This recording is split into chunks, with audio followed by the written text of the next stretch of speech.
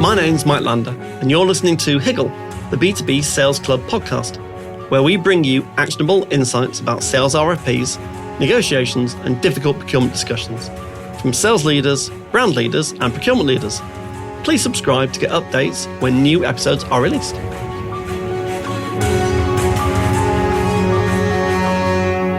Becky, thanks ever so much for joining me on Higgle, the B2B Sales Club podcast. Oh, hi. It's so lovely to be here. I'm quite excited. I'm really looking forward to this. It's great. I met you at the BD100, and you'll talk more about that later on. So, for our guests, who are you? What do you do? And something unusual about yourself. Oh, God. Okay. So I'm Becky Hipkiss. I'm the new business director at We Are Futures. We are a youth marketing agency that brings brands and young people together to create positive impact for the young people and then build advocacy for the brands. And I've been in that role now for about a year and a half.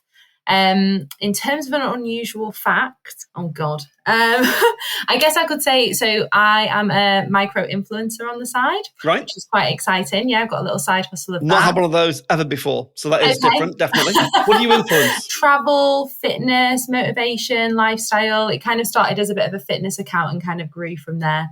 So I do a bit of everything really. But yeah, it's really fun. It does mean I get to travel a lot, which is fun. Very good. And as part of that, does it generate, because often I talk to influencers and they're like, it's great, but doesn't generate any money. But you'd have to say how much, but does it generate some cash? Can you monetize it being an influencer? I feel like I could do if I had the time to really dedicate to it. But I love my 9 till 5 too much. I'm kind of one of those weirdos that just literally does it as a bit of a side thing and enjoys the gifted holidays, which is what I get a lot of. So yeah, I wouldn't say I monetize it that much. But gifted holidays sounds pretty good to me. Sounds all right. It's pretty good. It's a great way to see the world, to be fair. Oh, God, I can hear our son now going, Dad, what a great idea.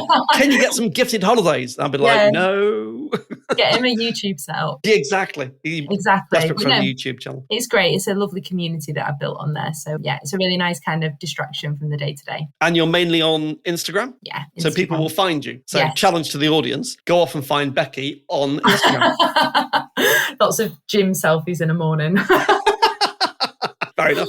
Right, questions. Now then. So how and why did you get into business development? So my background is actually client services, and I'm that classic kind of person that kind of fell into new business. So I've always worked in purpose-led agencies, and I found myself kind of in new business by accident, really, after being Most do, yeah, exactly. Everyone I speak to has just fell into it in some way. One of my colleagues called me commercially minded, and I was always that person that kind of took over. I worked in quite small agencies before, and there's always someone, isn't there, that does the lead on like the business development stuff, like does the, chats and stuff, and like leads on, doing the RFPs and things like that. And actually, when they kind of said that, it kind of was a bit of a light bulb moment. It was like, oh, actually, I really enjoy this. And actually, there's a career in it. So I could see that I could bring that kind of purpose stuff that I was doing and all the stuff I was doing with the clients, but bringing that together with business development to kind of build my career around it, which is super exciting. And I think it has, coming from client services, I think the best new business directors do, in my opinion. Maybe a little bit controversial. Might not have had like the official sales training or whatever, but it does mean that you're, set up to really listen to what the clients want and, understand their motivations. And I think as well, like you have like led and delivered the end product for a client. So it means that when you're negotiating up front and working out what that solution is for a business challenge, you're you've got it from a client perspective, but also from the agency perspective to make sure, it's profitable, it's going to work and actually, deliver the KPIs and outcomes that the client needs. So I think it's quite a nice balance. I think that's a really critical part actually of being in any kind of like commercial sales, BD negotiation role. If you've not touched the work that you're selling, it's really hard, almost impossible to actually construct a deal that works for both parties. Yeah, definitely. Exactly. No, 100%. And I do think that actually, like sometimes I think about my future career, which I've been thinking about a lot actually recently, because I won you mentioned it before, I won the BD Rising Star award this year, which was super exciting and very unexpected. But it's opened a lot of opportunities. Like I'm now, as part of like the prize, I get coached by JFDI and Camilla and Mark. They're amazing. But it has made me think about the future. And actually, I think I've been quite down on myself before of like, oh, I'm kind of stuck in this like, social impact, purpose-led space. I'm only good at new business because of that. But actually, I'm realizing more and more that the skills that I'm developing every single day, you'll be able to pivot to like other sectors and passions. But to your point, I think when you've done the work and you understand it and it makes you that specialist, it actually does drive more results. That's what I found anyway. I think a lot of the success is from that. And in fact, anyone out there that's listening that's in kind of BD in the agency world, look at the BD100. What Rich McCarty and Jodie Osmond have done with that, along with the drum this year, has been amazing. Really amazing to give BD people a bit of the spotlight for a change. And a community as well. Community, honestly, exactly. It's been so lovely. Like going to the BD100 this year, it was the first time I'd gone, and that's where we met, wasn't it? Yeah, it was. And it is like, I've met so many people and actually being able to network. And I was talking to Rich about it when we did a panel at MadFest a couple of weeks ago. Yeah, it was fantastic. Like, again, opening up opportunities that I didn't even think was possible. Even being on this podcast, I'm like, oh, pinch me. But brilliant. Thank you. Really, yeah, it's exciting. But it does mean that I did say to Rich, I said, I do think that there's an opportunity to build that out further, because actually it's really nice to have that network and community of business development people where you can just like sense check the landscape. Like, is it just me where my pipeline's dropped out of its like arse this week, or is it actually, do you know what I mean? Like, is everyone retracting their budgets, or is it that, the lead times are taking 6 months longer? Like, is it just me? And you can learn. So that panel that they did at the BD100, I know it was only like 40 minutes, best 40 minutes of the night, in my opinion, learning from others. Definitely. And I know that they've got really exciting plans to kind of expand that in the future. So watch this space. So if I kind of pulled a thread kind of inside you and went back to when you were like kind of, between 12, 13 and like kind of where you are now, can you see any thread that says that's why you're in BD? Is there any common kind of component? I mean... Which was unprepared, by the way. Anyone listening, I didn't prepare this. So we'll find out what happens. I can see it. I think I've definitely got, in terms of like personality traits, because at the end of the day, I do think business development is largely down to having a personality in which you can build relationships. Like 100%, I can totally see that trajectory from... It's certainly necessary, not sufficient, but it's necessary. It's necessary. And I think I can totally see how I've kind of landed in this spot. I've always been very ambitious, not just for myself, but for whoever I'm working for. I kind of buy into that. I don't think I would be very good as a self-employed person, if I'm honest. I actually genuinely buy into working for an agency, which is most of my career has been around agencies, and kind of having that mindset of like, we're all in this together. Like, we've got all these targets to get. We're doing these amazing things for clients. So I can kind of see that. And I've often been called tenacious. And I can definitely see that kind of personality trait kind of coming through. In terms of social impact, yes. So back 12, 13, I would have told you I was going to be a teacher. And that was very much the plan, actually. I had a PGC lined up and everything for university. Wow. Yeah. And then I fell into a social impact agency. I saw the advert when I graduated. Didn't want to leave London and head back home to Manchester for a PGC, and thought, you know what, let's give it a try. I'll defer for a year. And I've never left the sector since. So yeah, I can see it. It doesn't surprise me at all. But I do find it quite funny. Like, a lot of people say to me, like, you're so organized, you're so like in your routine, you like to be in control, yet you've literally chosen a career where actually a lot of it can be outside of your control. Completely outside your control. Yeah. Exactly. So it does, it's a bit of a roller coaster of emotions of the new business team at We Are Futures, I'm not going to lie. Brilliant. So when people say to you, you've got a really commercial mindset, let's go back to that for a second. Yeah. What do you think that means, and why is it so important? I think being commercially minded to me means like being able to tie whatever someone's doing at an agency, whatever your purpose is. So for me, obviously, it's very much like social impact or delivering positive impact for young people mostly, and linking that to the business value, both for your clients, but also for the agency itself, and being able to communicate that really clearly. And just kind of see, I think a lot of agencies within the impact space actually undersell themselves. And I know that We Are Futures, we've made a real, especially since I joined last year, we've made a real shift away from that in order to kind of put the spotlight on actually how purpose and investing in purpose as a client can drive profit. Because at the end of the day, it drives brand advocacy, it drives brand warmth. Like, we've got all this stuff. I mean, I couldn't tell you a million stats. And it's very much like offering that clear proposition of like, we'll help you connect with future consumers and and create that measurable positive change in order for you to tell that story to your existing consumers or even current consumers. Actually, we're doing a lot of work now. Like, we think about young people as like the next generation, but actually young people have that pester power and the immediate families around them that can generate kind of brand advocates immediately, like fans of brands immediately. What's pester power? Pester power. You know what? I actually hate that great phrase. It's a great phrase, but I actually really hate it. It's proper like buzzword in marketing. But essentially, there's lots of research that shows, I mean, anyone that's got children, I do not have children, spoiler, but I know a lot of people that do.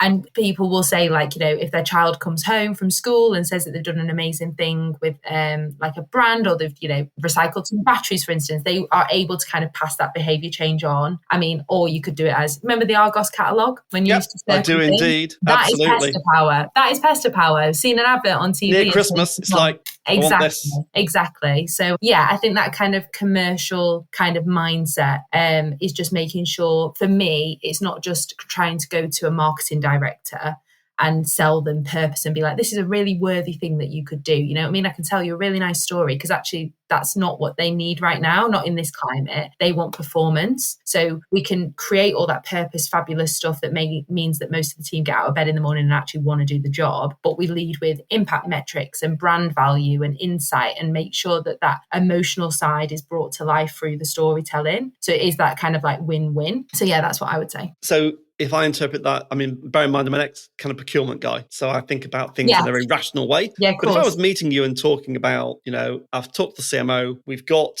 a budget, we're going to run some campaigns. The fact that you can talk to me about, okay, so what business challenge, so bluntly, what business problem are you trying to solve? What are your targets? What's the outcome you're looking for? And then I can talk to you about the scope and how your fees are structured. And then I can work out, well, there's an ROI story. Because bear in mind, I've got to go and see the CFO and go, right, spoke to our CMO. These are the business objectives we've got.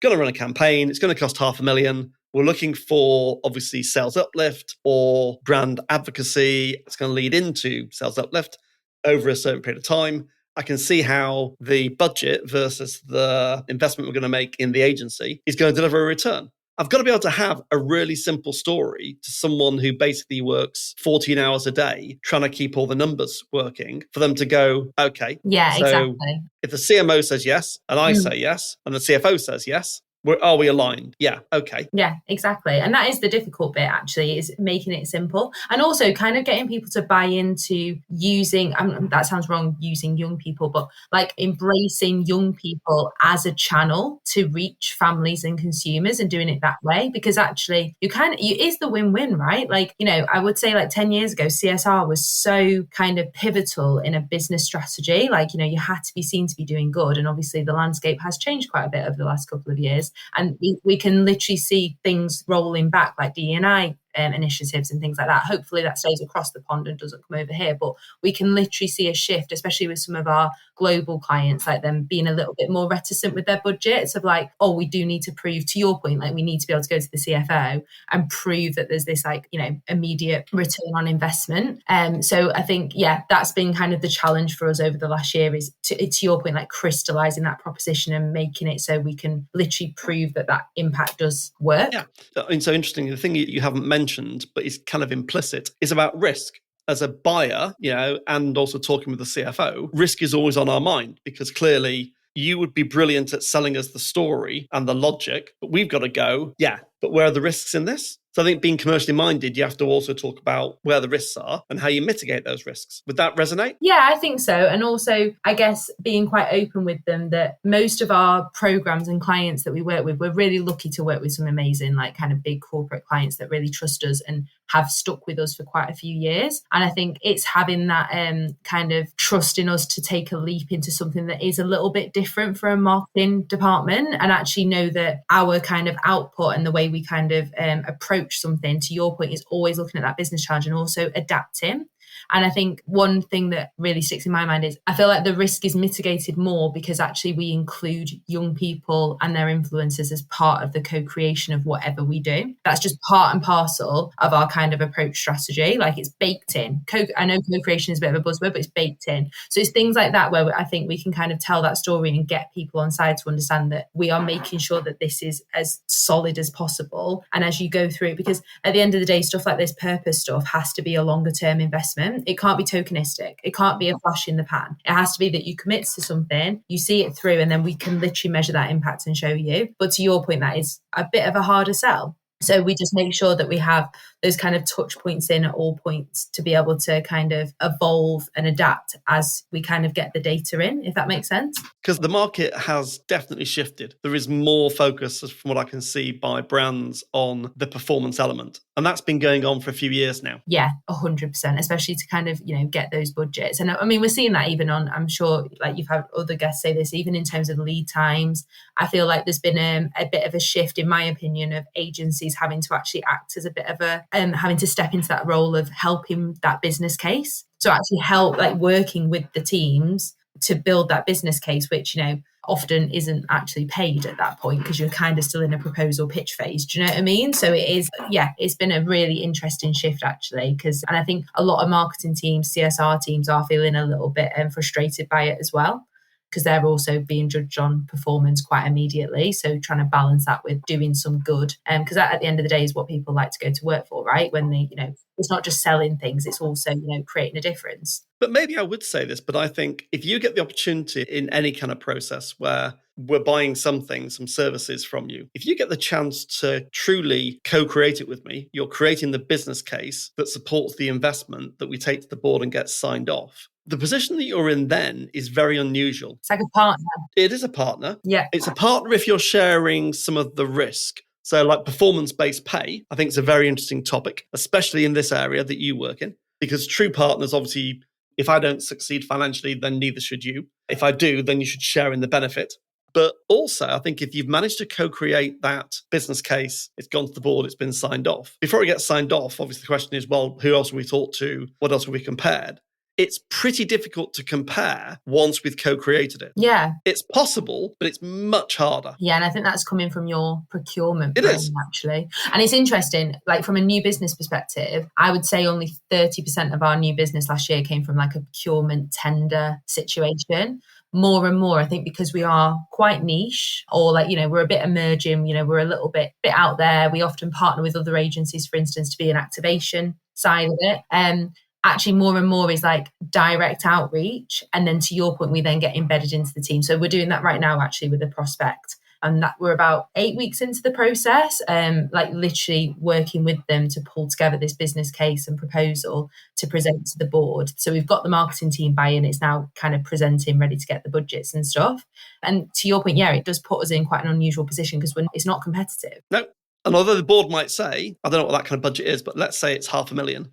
The board's going to say, we must go to market on this. It's a big amount of money. Interestingly, it depends on a lot of corporates don't really do. Again, it depends on the corporate. But at the moment, we're finding that that's not actually the case. It's very unusual for that to happen, which brilliant. Is why I much prefer this way. So I talked a bit about it on the MadFest panel, actually. One of the questions was about your approach to new business, whatever. And maybe this is, kind of my opinion, but I totally get the Your opinions are good, Becky, because they're well-founded. They're your opinions. I'm learning as I go. No, it's the life that you lead. So your opinions are perfectly valid based upon your evidence base. I just think with kind of positive impact stuff and what we do at We Are Futures, I think actually the tactical quality outreach where we have literally identified a problem or a gap in a brand or a corporate, and we go out to them and show them that gap and say where we could fill it, they're always the most successful. And yes, it takes longer. Yes, it's a bit more time consuming. We've got to do the research beforehand. We've got to really understand the client, but they're so much more fruitful when they come off 100%. Rather than just kind of going out willy-nilly to outreach. Obviously, there's a place for mailers and kind of, ensuring that you're kind of doing all the touch points and stuff.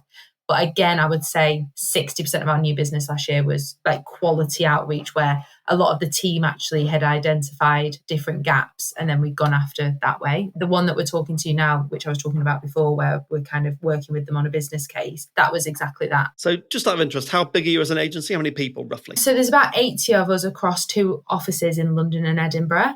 we've grown quite quickly, and now I think we're kind of at a nice mid-size. Nice size. Yeah, nice size, got all the different teams, we all work together. We've obviously had that kind of initial, need to be a bit more efficient as we've grown so quick, but I think we're in a really good place now structurally. Because I'd be staggered if RFPs were a good route for you to win business. Very rare. It would have to. So the ones that we do go for are usually government and very focused on educational behaviour change. So it's like a Department for Education one. Do you know what I mean? Like some resources or like learning, like kind of our heritage area where we know we can just do that. It's our bread and butter. And it's public sector money, so you've got no choice. You have to go through the procurement process. Exactly. And often for those, it won't be just us going for it. We often go as a like delivery body or a consortium with a big consortium bid. Yeah, on that side. But yeah, completely agree with you. It's definitely much more direct. So any agency leaders listening, if you're under 100 people and you think RFPs in the commercial sector are a great way of building your business, absolutely not. I would say no. Having run a lot myself,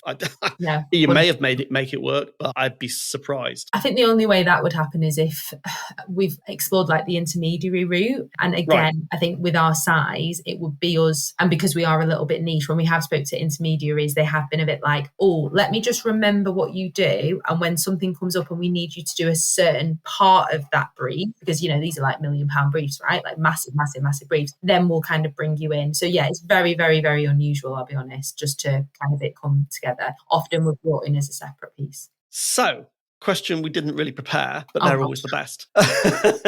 Is you're testing me today, Mike. It doesn't link to the last one, kind of. So we'll do the last question, but I'll link in the bit I was going to talk about. So what's your approach to BD as an agency? Talk to us about the importance of core and extended team in BD. But what I want to kind of focus on here is, what does every agency, professional services, tech firm talk about? It's like, well, how do I get net new? How do I find new clients, net new logos? And I think this question talks to that, is that it's all very well having an ICP and working out what the pain points are. You've done some research, but someone's got to actually engage with that stakeholder that we've identified as being the CMO in this business has got this problem. And now someone's got to engage with them. How does that process work? Do you email? Do you phone? Do you meet them at a conference? Do you try and organize a breakfast? What do you do that gets to meeting that stakeholder that acquires in the end net new business? No, totally get that.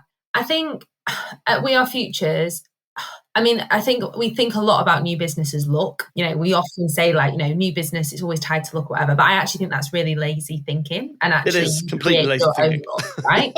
I'm a bugger for it. I will literally say, oh God, we were dead lucky with that. No, we worked really hard for that.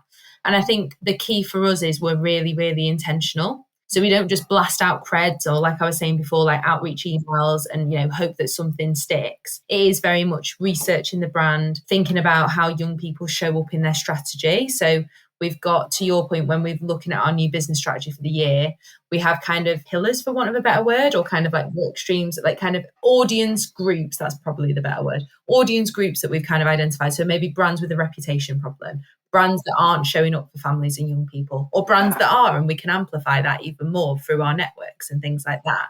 So really thinking about like identifying those and then going after them. To your point about how we do that, we're quite unusual as an agency, which I hadn't realised until I spoke to you, because obviously I'm new to the BD world.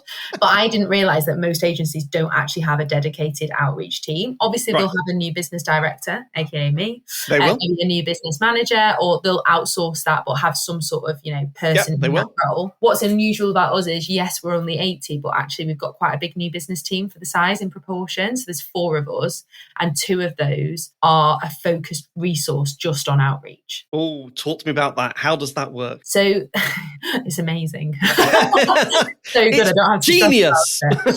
Yeah, it's honestly, and it sounds so, having gone from a couple of agencies now to this and seeing how it works, it is so key, because I think we've tried it before where we've like outsourced it to different agencies and stuff, but at the end of the day, especially when you are utterly useless. Yeah. Right. And it's because they can't get under the skin, because I think it's a bit different if you're like, it's not their fault. No, not their fault at all. And I think it's different if they're you're quite a simple, creative agency. Do you know what I mean? Like they kind of get what you do. I know one that does a very different approach that's brilliant, that's run by Emma Thwaite, but that's a very different proposition. I've worked with her before. Have you? Yeah, she worked at We Are Futures for a little bit last year. But before they hired me, there was a bit of an interim of no business. Emma's great. Content-based, thought leadership-based, very focused, targeted outreach. Yeah, no, she is fantastic. And she kind of set the foundations up for the strategy we're following, actually. So, yeah. Brilliant. Props to her. So shout out to Emma. Shout out to Emma. We miss you.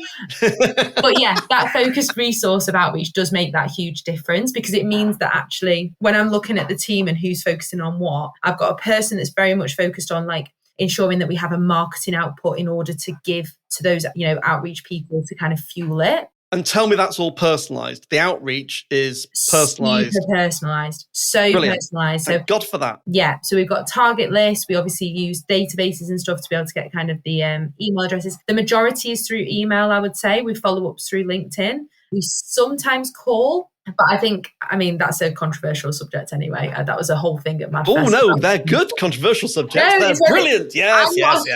I'm not a huge fan of calling personally, unless you've spoken to them a couple of times. I don't think in 2025, it doesn't work like it used to. No, 100%. I know I never answer a call. I do not answer my phone. I don't expect other people to do. No.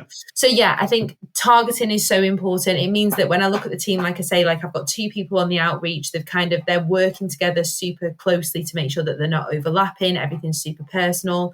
They've got time then to research. These people have been with us for a long time in the business. They remember. I can literally ask one of them like, "Oh, do you remember when we reached out to such and such?" They're like, "Oh yeah, we did that 3 years ago. Actually, no, she's now changed. She was on maternity." Like, they just have that knowledge, and that is so. Honestly, it's invaluable.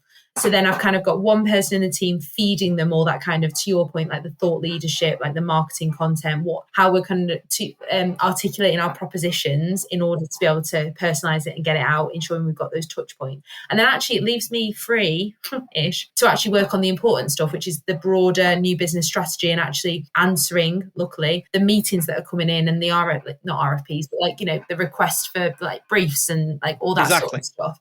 So it's worked really, really well. And I think the other thing we've introduced, and I know it sounds dead cliche, I think someone else made it up, but I use it all the time, is ensuring that the outreach doesn't sit in silo. So we've created this whole new biz is everyone's biz culture. So that was something that I brought in. I know it's a thing, but I literally plastered it on every single PowerPoint deck when I first joined at We Are Futures, had little High School Musical gifs. If you know the reference, you'll understand we're all in this together. And people across the agency became really invested in it, from creative to strategy. And it's just changed the energy. I think energy is so important when it comes to new business. Yep. I don't know whether you've got the vibe just from over the screen, but I've got quite a lot of energy. You've got a lot of energy. I've got a lot of energy. It's a good thing, Becky. Yeah.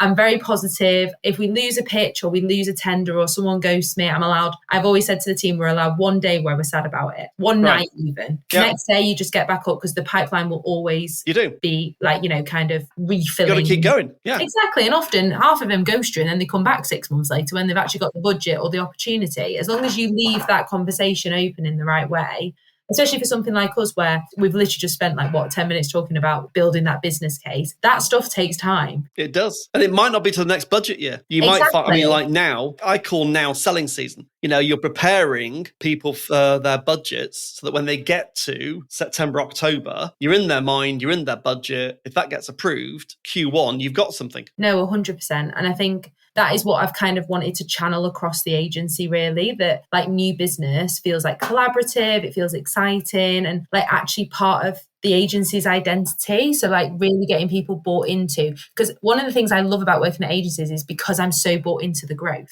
I feel like I'm part of this massive team of growing it and making this big difference. And I want everyone else to feel like that. So again, John, our outreach person, shout out to John, we love him. He will definitely listen to this. Brilliant. Hi, John. Nice to meet you. He always is messaging people being like, guys, has anyone spotted anything in the news this week? Has anyone got any contacts? Or have you spotted a gap? Especially because we've got education and learning teams within the business that keep their ears on the ground in terms of what educators are looking for or what young people are what challenges they're up against. And again, so many meetings and new biz opportunities come out of that. 2 last year, Kate, became 2 big, one of our 2 biggest briefs, and kind of went on to win. And that was just all from I think one was from strategy and one was a designer. So yeah, it's definitely, I think that is something that I think we do a little bit differently, is kind of bring it all together and have that dedicated outreach resources. If you can afford it, it's worth it. So we're at time. I'm going to draw it together with one last question, which is definitely not prepared. Oh God. Which is, So anyone listening that maybe is kind of like early in their agency career or thinking about agencies, why would they get into new business? Why is new business development an area that's really interesting and a great longer term career? I personally think it is one of the most exciting kind of periods of my career so far. And, I'm not saying it's wrong to get straight into it. I can totally see that there's a value for kind of going through sales and, kind of actively pursuing it. But I do think that there's real value in exploring the client services thing first. And then naturally, especially if you're in a small agency, naturally putting your hand up and going, you know what, I really want to lead on some new business or spot those opportunities. And I think you will naturally gravitate towards it. But I just think it's so much fun. Like, no day is ever the same. And you get one thing I really enjoy about it is you have such a role within the agency, quite a senior role of growing and like really being part of those business strategy conversations. That's what I love. I love it when I'm invited into commercial board to sit with like the CFO and like the CEO and the MD, and we're all sat there and they're looking at me and they're going, right, Becky, how are you going to get your targets this year? And it elevates, do you know what I mean? It honestly elevates you. And I think it's just because I've been put in a lot of different, not challenging, but like different situations where I've had to really step up and push myself out of my comfort zone. I feel like your career accelerates so quickly within business development if you lean yourself in enough. So I think it's a great answer. I think if you want to be a business leader, you have to have been in business development. 100%, there is no choice. 100%. Or at least have an understanding and an appreciation and an involvement in it. It might not be that you're a new business director, but like half my client partners on senior management team are working on these tenders and pitches with me. Yeah, you've got to have sold something. Yeah, 100%. And they need to understand it as well. Like I was saying, that kind of like win-win. So yeah, I think, and also it's great because you get to go on a lot of business lunches and expense it. Yay! And on that note, Becky, fantastic. Becky, it's been a real pleasure. Thank you ever so much for joining me. That was so much fun. Thank you. Where can people find out more about you? On LinkedIn. We are. Yay! And on Instagram? Yeah. Oh, God, yeah. Try and find me. That's your little task. You know what? When I get an influx of like 10 followers, I'm like, oh, here they all are from Mike. They all come from Mike. Becky, thanks ever so much for joining me. Oh, thank you. Thanks for listening to Higgle, the B2B Sales Club podcast series with your host, Mike Lander. Please subscribe so that you'll catch all the next episodes.